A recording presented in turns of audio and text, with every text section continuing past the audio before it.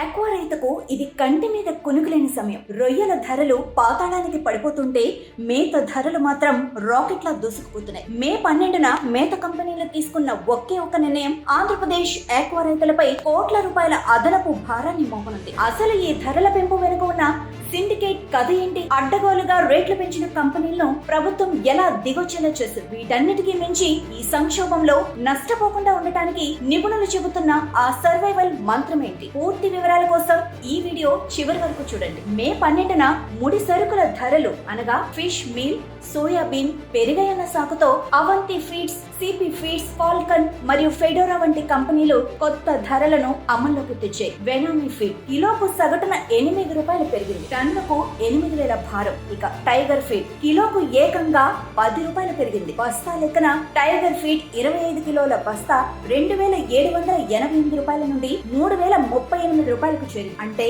బస్తాకే 250 రూపాయలు పెరిగిందన్నమాట. ఇక్కడ మనం గమనించాల్సిన మరో ముఖ్యమైన విషయం ఏంటంటే ఇదే ముడి సరుకుల ధరల సాకుతో ఇప్పటికే ఫిబ్రవరి నెలలో కూడా కిలోకు 4 రూపాయల వరకు ధర పెంచారు. అంటే కేవలం కొన్ని నెలల వ్యవధిలోనే రైతుపై 2 సార్లు భారం పడటం సాగును మరింత కష్టతరం చేస్తోంది. సాగు ఖర్చులో 60 నుండి 70% మేతకే వెళ్తున్న తరుణంలో ఈ పెంపు వల్ల ఎకరం సాగు చేసే రైతుకు లక్షల్లో అదనపు పెట్టుబడి అవసరమవుతోంది. అటు మార్కెట్ లో రొయ్యల ధరలు రైతుకు కనీస పెట్టుబడి కూడా ఇవ్వని స్థితిలో ఉంటే ఈ ధరల మోత సమంజసమేనా? ఈ ధరల పెంపుపై కంపెనీలు తమ వాదనలు వినిపిస్తున్నాయి. ముడి సరుకుల మీద దాదాపు 20% భారం పెరిగిందని, టన్నుకు సుమారు 25,115 రూపాయల ఉత్పత్తి వ్యయం అదనంగా అవుతోందని ష్రింప్ ఫీడ్ ఉత్పత్తిదారుల సంఘం ఏప్రిల్ 30న మత్స్యశాఖ కమిషనర్ కు లేఖ రాసింది. అయితే దీనిపై మత్స్యశాఖ కమిషనర్ రామశంకర్ నాయక్ స్పందిస్తూ ఆక్వా రంగంలో ఇన్పుట్ సాధనాలు, పరికరాలు, సేవలు, ఇతర ధరలు నిర్ణయించే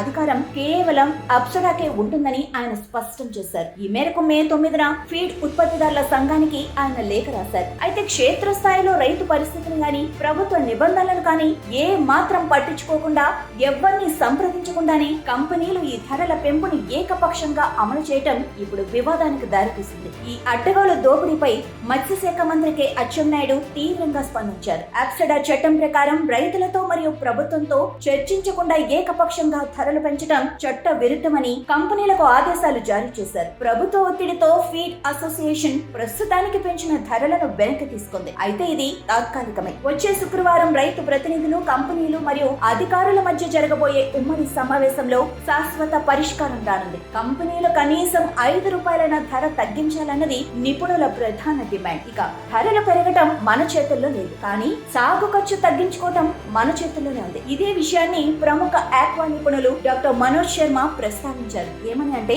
లో డెన్సిటీ స్టాకింగ్, మీ ఫామ్ కెపాసిటీకి సరిపోయేలా తక్కువ సంఖ్యలో రొయ్య పిల్లలను వదలండి. దీనివల్ల మేత వినియోగం తగ్గుతుంది, విద్యుత్ మరియు డీజిల్ ఖర్చు భారీగా ఆదా అవుతుంది. తక్కువ స్టాకింగ్ అంటే రొయ్యలకు స్ట్రెస్ ఫ్రీ ఎన్విరాన్మెంట్ దొరుకుతుంది. తద్వారా రొయ్యలు వేగంగా పెరిగి పెద్ద సైజు వస్తాయి. మార్కెట్ లో చిన్న రొయ్యల కంటే పెద్ద వాటికే ప్రాఫిట్ మార్జిన్ ఎక్కువ.